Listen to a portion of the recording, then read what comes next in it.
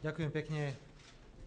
Vážený pán predseda vlády, ešte raz vítajte na Slovensku a verím, že sa cítite príjemne a že cítite, že ste došli medzi priateľov. Thank you very much, Mr. Prime Minister. Once again, thank you for visiting Slovakia. We hope you feel well, that you feel among friends here. Çok teşekkürler. Sayın Başbakan, tekrar teşekkür ediyoruz Slovakya'yı ziyaret ettiğiniz için. Ümit ediyoruz ki kendinizi burada iyi hissetmişsinizdir, dostlar arasında hissetmişsinizdir. Turecko je krajina, s ktorou Slovensko nemá žiadne otvorené politické otázky.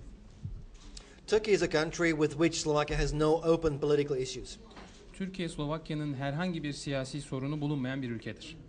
A sú tu všetky predpoklady, aby sa naša vzájomná hospodárska spolupráca prehlbila.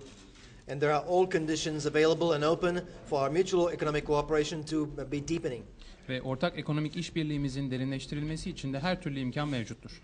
Veľmi oceňujem, že na dnešných rokovaniach sme s pánom premiérom riešili praktické otázky, ktoré napomôžu lepším hospodárskym vzťahom medzi Slovenskom a Tureckom. I appreciate very much that today, during the talks with the Prime Minister, we have been addressing and debating practical issues which will help and assist in improving our economic relations. Bugün Sayın Başbakan'la yaptığımız görüşmeler esnasında bir takım son derece pratik noktalara temas etme fırsatımız oldu ki bunlar ekonomik ilişkilerin geliştirilmesine gerçekten önemli bir rol oynayacaktır. Dohodli sme sa, že vyvinieme maximálne úsilie, aby sme liberalizovali vízovú povinnosť do takej miery, aká je možná podľa pravidiel Schengenu a podľa zákonodárstva Turecka. We have agreed, for instance, that we shall exert our maximum effort allowable by the Schengen rules and regulations, and which is also permissible by the Turkish legislation.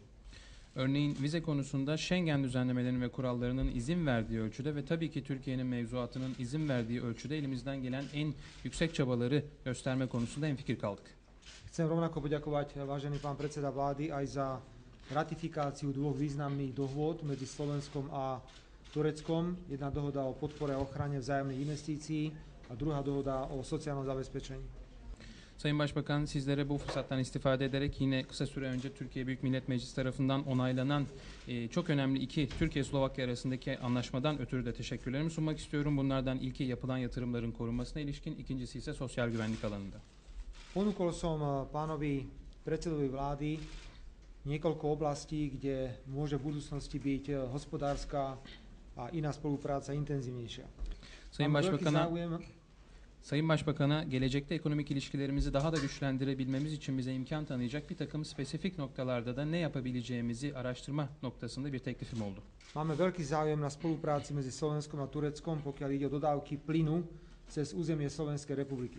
Örneğin Türkiye ve Slovakya arasında doğal gaz geçiş transit hatlarının oluşturulması konusunda ilgi duyduğumuzu her iki taraf olarak ifade ettik. Chceme podstatne intenzívnejšie spolupracovať v oblasti vedy a výskumu, kde navrhuje slovenská strana 3 konkrétne projekty. Bilim ve araştırma konusunda işbirliğimizi daha da güçlendirme konusunda mutabık kaldık. Slovakya bu anlamda özellikle 3 proje teklifinde bulunmaktadır. Je to predovšetkým projekt vedecký a výskumný v oblasti výroby elektriny z jadra. Bunlardan ilki nükleer enerji üretilmesi konusunda bilim ve araştırma temeline dayanan bir proje. Potom je to spolupráca, ktorá sa týka aplikácie a vývoja bezpečnostných systémov pre potrubia, či už plynové alebo ropovodné. Bununla birlikte hem doğalgaz hem de petrol boru hatlarının güvenliğine yönelik teknolojilerin birlikte araştırılması ve uygulanmasına ilişkin bir ikinci projemiz var. A je tu aj návrh na vytvorenie spoločného turecko-slovenského vedecko-výskumného centra so sídlom v Istanbule. Dohodli sme sa s pánom premiérom. Bununla birlikte Türkiye ve Slovakya arasında merkezi İstanbul'da olacak bir bilim ve araştırma merkezinin kurulması fikri var. Dohodli sme sa s pánom premiérom, že využijeme dnešnú návštevu pána premiéra na Slovensku aj na to, aby sme maximálne otvorili dvere podnikateľským subjektom zo Slovenska a z Turecka. Na tento účel spoločne dnes vystupíme na Business Fore. Sayın Başbakan'la yapmış olduğumuz görüşmede bugün yapılacak iş forumu çerçevesinde de iş adamlarımızın, çeşitli şirket ve işletmelerimizin de mevcut imkanları sonuna kadar araştırmalarına imkan tanıyacak şekilde kapıları sonuna kadar aralamayı kararlaştırdık. A dovolte mi na záver urobiť ešte stanovisko, ktoré sa týka ambícií Turecka stať sa členským štátom Európskej únie. Açılış ifadelerime son verirken Türkiye'nin Avrupa Birliği üye ülkesi haline gelme noktasındaki kararlılığı ve arzusunu da tekrar sizlere hatırlatmak isterim.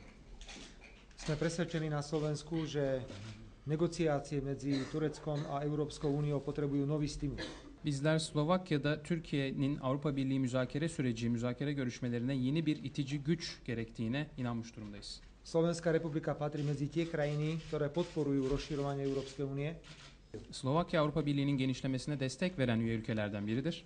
a presadzujeme zásadu, pravidlo, že ak krajina, ktorá žiada o vstup do Európskej únie a splňa všetky podmienky, ktoré sa na to vyžadujú, má mať právo vstúpiť do tejto inštitúcie. Ve bizler Avrupa Birliği katılım kriterlerini yerine getirmiş tüm ülkelerin bu Avrupa Birliği'ne üye olması gerektiği kural ve ilkesinin arkasında durmaya devam edeceğiz. A ak už táto zásada, toto pravidlo neplatia, je povinnosťou Európskej únie, aby to jasne otvorene povedala. Eğer bu ilke artık geçerli değilse bunu da açıkça ifade etmek Avrupa Birliği'ne düşer. Takže ešte raz, vážený pán predseda, ďakujem za návštevu Slovenskej republiky. Sayın Başbakan, Slovakya'yı ziyaret ettiğiniz için tekrar teşekkürler. Sayın Başbakan, değerli basın mensupları, değerli katılımcılar, hanımefendiler, beyefendiler, öncelikle sizleri en kalbi duygularımla selamlıyorum. Dost, müttefik Slovakya'ya yaptığım bu ziyaret ve mevkidaşım Sayın Fico'yla bir araya gelmekten duyduğum memnuniyeti özellikle vurgulamak istiyorum. Sayın Başbakan'a nazik daveti sebebiyle geldiğimiz andan itibaren gerek şahsıma gerek heyetime gösterdikleri ilgi sebebiyle gerçekten çok teşekkür ediyorum. Slovakya'nın aslında